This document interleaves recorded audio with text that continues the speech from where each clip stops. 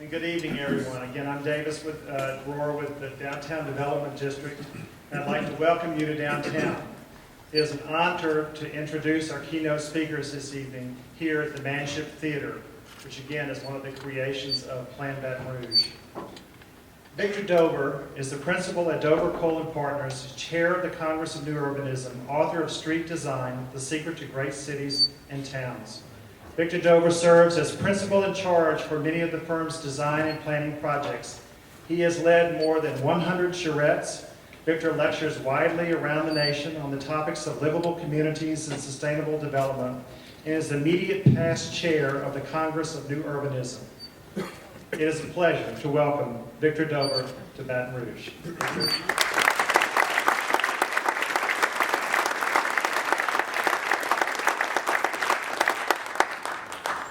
Good evening, everyone.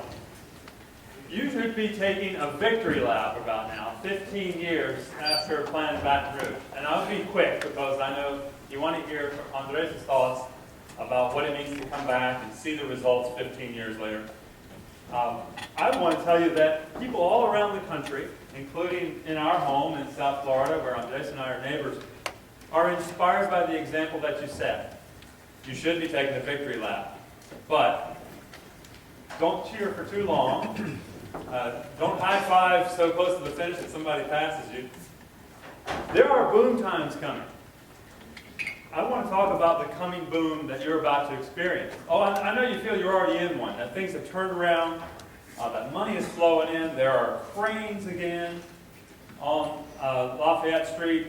You see, every time I come here, I see more buildings with the lights back on and new things being filled in, and of course, wonderful symbols like the Shaw Center. And for the next 36 or 48 hours, we'll be in this big conversation about your growth. The one you do every year, right? No. You're in the right place at the right time because now you're having that conversation. This time, the 8th time, in the context of a coming boom that will be very different from the ones that preceded it. A growth era. A growth era with a different set of rules. A growth era where opinions change among a lot of the people who buy things, people who buy homes, people who buy transportation, about what they want. A growth era in which the rules have changed about what's cheap and what's expensive. A growth era in which some of the things that we used to take for granted, even including cheap energy, won't be there to take for granted anymore. A growth era which will happen in the context of a whole different set of assumptions. We used to think, for example, that it's perfectly rational to drive tremendously long distances just to get to where the land was cheap and the mortgage was affordable. Or to drive past 4 or 5 places you used to shop to the bigger one that was further out. Well, what difference does it make if the fuel in your vehicle is bought at $25 or $35, $45 a barrel? Those same assumptions will all change because habits we took as perfectly rational back then will be utterly unthinkable at $250 or $300 a barrel. And even so, the money that will flow here will increase as those energy prices rise. So will the costs to people, and so things will be different. Our institutions will operate differently in this new growth era. They'll be much more distributed. Our businesses will work differently. We'll have a revival of small-scale entrepreneurship like we haven't seen in a very long time in our country. And the workforce inside those companies or in those network virtual companies and what have you will be very demanding about their lifestyles. All of a sudden, with their electronic hookups and all their other advantages, many of the creative people that are the forces behind the job creation and the making of things are going to have every imaginable choice about where to live and where to spend their money to do it. And they're going to be very demanding and very picky about it. And so all of a sudden you're competing for their attention in a way that's different from the era of the man in the gray flannel suit. So it's a happy time because things are going to be things being built. Things are going to be good. Things are going to grow.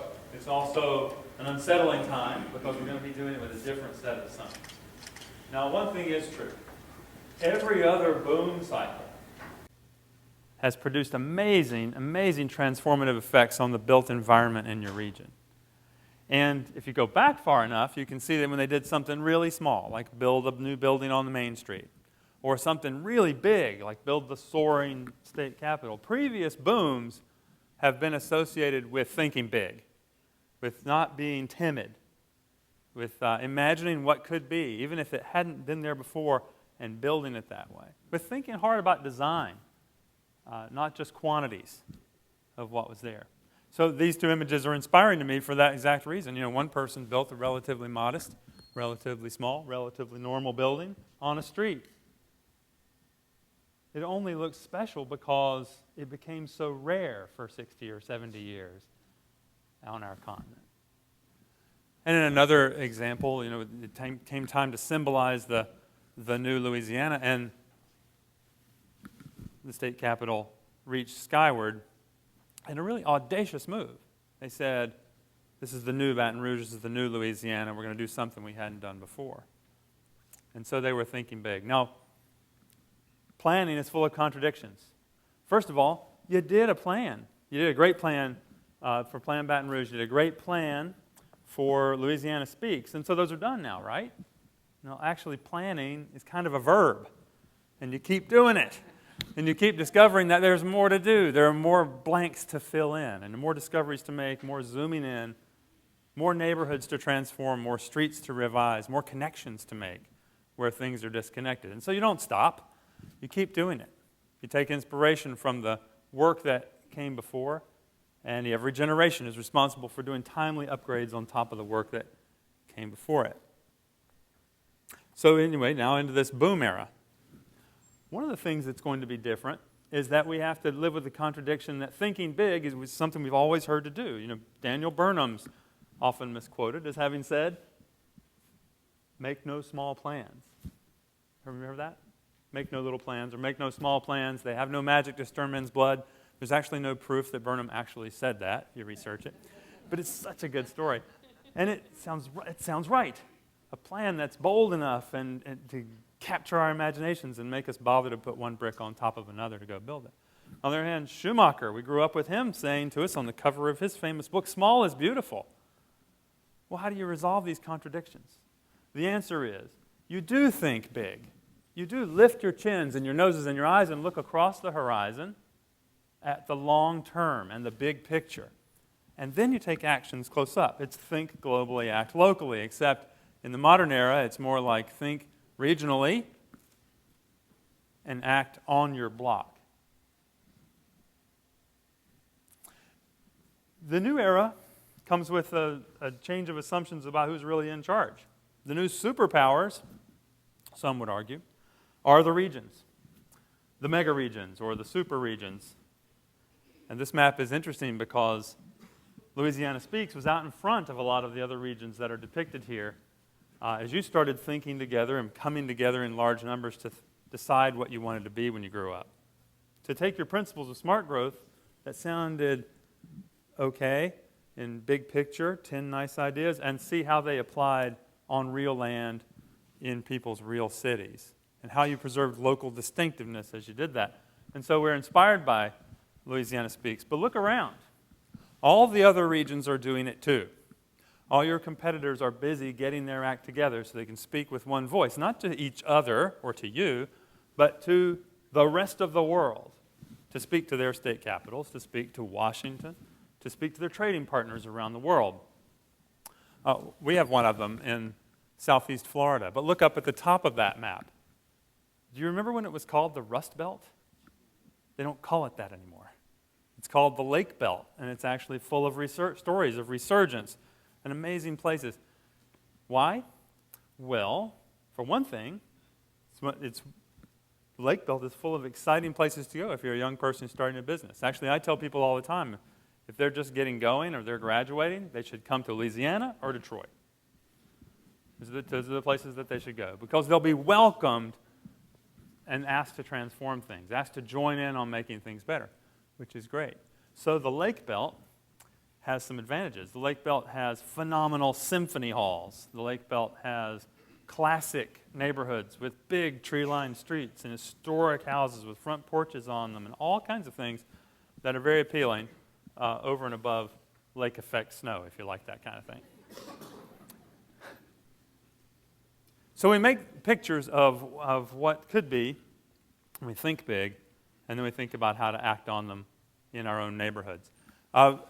Inspired in part by Louisiana Speaks and prodded on by the round of HUD grants that many of these regions got in order to do similar plans, Andres and I have had the privilege and occasionally the torture, but mostly the privilege of working together on a 7-county plan for the 6.5 million person region in Southeast Florida. It's 7 counties, 50 years, so it goes from Vero Beach, Sebastian Inlet to Key West, and captures West Palm Beach, Fort Lauderdale, and Miami in between. Now, this is a very hard thing to get your mind around, and then we actually sat down and we looked at pictures from 50 years ago. And we compared before and after all that had happened in the 50 years, and we became more confident because we realized that many of the things we had seen unfold in our own lifetimes in that place had happened because people drew lines on maps, and they wrote down policies, and they made decisions, some of them not so great, admittedly. But they made decisions, they drew lines on a map, and then the implications of those reverberated for a very long time. And that's basically how we build our story when we want to talk to the part of the world of which we like to think of ourselves as the center. Now, we have boom time going on there too, and it's rattling our cages a little bit. Over that 50 years, the conservative projection says 6.25 million people will become 9.25 million people, so a 3 million person increase. And so we had to conduct over the last couple of years a pretty outrageous public involvement process, again inspired in many ways by your Louisiana experience, and got a lot of people to touch the plan in person or online in other ways. And so we've actually come now to the end of a very long timeline and just published a draft of the 750 report. And you know, if you want to see what some of the other regions are doing, I would urge you to go there, 750.org, and you can download the report and send us your cold, hard critique by email. And it required us to do some things that hadn't been done before. No one had ever tried to hook together the models, the data. No one, for example, in the 6 MPOs, Metropolitan Planning Organizations, had ever tried to make one transportation model they could use to analyze implications across county lines and so on. So we got them to sit together in the room and do that, to make their computer pipes weld together, which was interesting. And so the document that came out in the end isn't a book of discipline that everyone must follow, but instead it's a big, fat collection of good ideas and the stories that we encountered along the way and the tools that were discovered along the way to help people bring about the change they see in the region as they act in their own community. One of the interesting sort of transformative aspects of it is there was an awakening to the importance of public transportation and local investment in it that came about as part of this, and so there's a good bit of that. And there are good trends that help us when we're encouraged by the trade and the tourism, number one, in tourism in that region, and trade as well. But we also have trends that are not so great, like some of the drop in education levels, the concern over sea level rise I know you share. The map on the left is the conservative 2 feet projection for 50 years. Of course, we always worry about these numbers, because as anyone on your shores will also tell you, it's 2 feet on the way to some higher, scarier number at a later time. And then the one on the right shows the effect of another 3 feet from tides and surges. So you get the idea that in our wafer-thin landscapes, Louisiana and South Florida may not be producing the majority of all this impact on the atmosphere, but we are certainly going to be in the front line on dealing with it. Then we also have the concern you probably have noted in your own statistics of a shrinking middle class. And as you've done with your previous regional plans, we boiled the variables down into a series of scenarios. One that's the trend, business as usual. One that assumes the growth will be accomplished through the old school method of endless suburban expansion, and a much more aggressive couple of scenarios, the best one, called region in motion. And it was actually very interesting to us that when we put those out on the street and had a whole lot of people touch them and read them and balance their own values against them and so on, the vast majority of people who have seen it have said they prefer the most aggressive scenario. And that's a scenario that gets us with less farmland destroyed, more people shifting out of cars and into walking, biking, and transit, saving a lot of money on infrastructure, and all kinds of things that should be getting better with time, in a time of progress, getting better. All sorts of things that you would hope would reduce in a time of progress, reducing. So those are encouraging analyses that came out as a result of it. I'm actually the most excited about the pieces of the regional plan that don't look like a regional plan. They look like local plans. They describe the way that the big picture for the region, smart growth, plays out on individual neighborhoods.